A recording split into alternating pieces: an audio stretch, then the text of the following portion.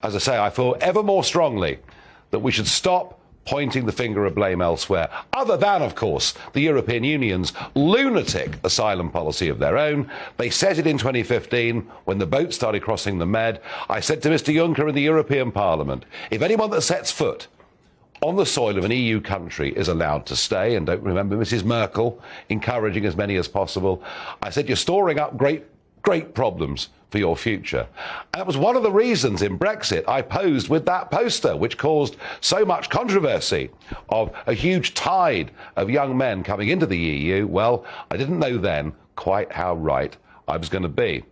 But I did think if we voted Brexit, I actually thought we'd get back control of our borders. And it doesn't look as though we have. James Sunderland, Member of Parliament for the Conservative Party for Bracknell, joins me. The point that's being made is that this government, since 2019, since the numbers really began ticking up, this government, firstly Priti Patel repeatedly, and then the Prime Minister at Lid 4 months ago, you've overpromised and underdelivered, haven't you?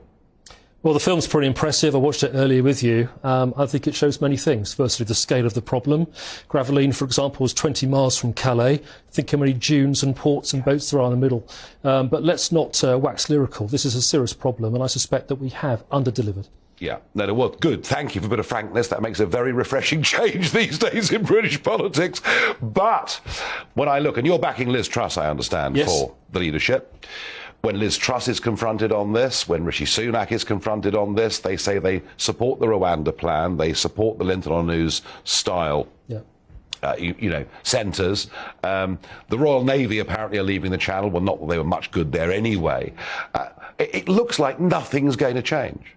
Well, I think what's important is that for the last 2.5, 3 years of this government, we have set a framework whereby we can now make the changes that we need to do. Like Nationality Subordinates Bill, for example, that set the framework for the asylum policy that we now need. But the important thing is we've got a plan. And the plan under both Prime Ministers-elect is the fact that we've got to continue with the Bill of Rights that we've been discussing before. We need to make sure that we make it more difficult for these people to bring traffickers across. It's all well and good, James. But the British Bill of Rights, all the while we continue to be signed up to the ECHR, yep, and ultimately that court in Strasbourg, that court will have superiority under an international treaty this country signed up to. It will have superiority over the British Bill of Rights. And actually, didn't the Brexit voting public think we were going to be freed of all of this? Yes, of course, and that is the plan. And what's really important... Is it? Yes, it is the plan. What's really important is that the Bill of Rights, when it comes in, will allow us to take back control. We also have a clear framework whereby we can extend that, enhance the legislation if we need to. We need to look at the Modern Slavery Act, we need to look at the Human Rights Act, and that's at the heart of the problem. What we have to do is make sure that we make the changes in law to affect the Modern Slavery Act. The Modern Slavery Act, another one of the poison pills that the great Mrs. May has left for this country. We can deal with that. We can deal with that. And we are dealing with it. Yeah, no, that can be dealt with through legislation in Parliament with a big Conservative majority. No problem. That can be done. The point I'm making is that we are signed up by international treaty to the ECHR, and that has supremacy over anything your government says or does. Would you support us leaving ECHR? If necessary, yes, I would. What's really important here is an incremental... How much more necessary can it be than it is now? Well, what we need to do, first of all, is put the Bill of Rights in. That's incremental. What we need to do is to fix the bit of the Human Rights Act, Modern Slavery Act, that allows us to be beholden to the European Court of Human Rights. And ultimately, Liz has said, and I'm backing Liz, that if we need to, as a manifesto promise, we can then leave the European Court of Human Rights. It's just a bit like, isn't it, the Brexit debate? No, we want to stay members of the European Union, we're going to fight for reform, and reform doesn't happen, and in the end, we get Brexit. It costs two Conservative Prime Ministers that. I mean, I enjoyed it, but it cost two Conservative Prime Ministers their position. What I'm saying to you is this.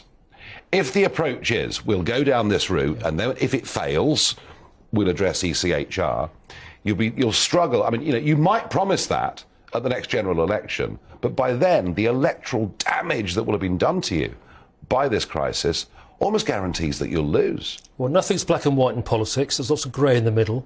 We're doing this incrementally, we're doing this appropriately, we're doing it legally. We're setting a framework now that allows the country to take back full control of our borders and to fulfil that promise. And that's what we're going to do. Well, I understand what you're saying, but I tell you what, the traffickers are not doing this incrementally. The traffickers are upping the speed with which people come. Yep. I understand your position. I get the logic of it. I just think the solution will come a little bit too late. Well, this is taking time. Rightly so, because after years and years of membership of the European Union, you can't just implement a divorce agreement. We are taking back control of our borders, and what's really important now is a strategic shock. What that basically means is we've got to put a shot across the bow now for the traffickers, to the point where people coming to the UK illegally will face the full force of the asylum process, and those that are successful will stay, and those that aren't will go. I believe it when I see it. All the while we're signed up. All the while we're signed up to ECHR. I don't believe we will see it, but you've made your point very clearly, and thank you for coming on here with us at GB News.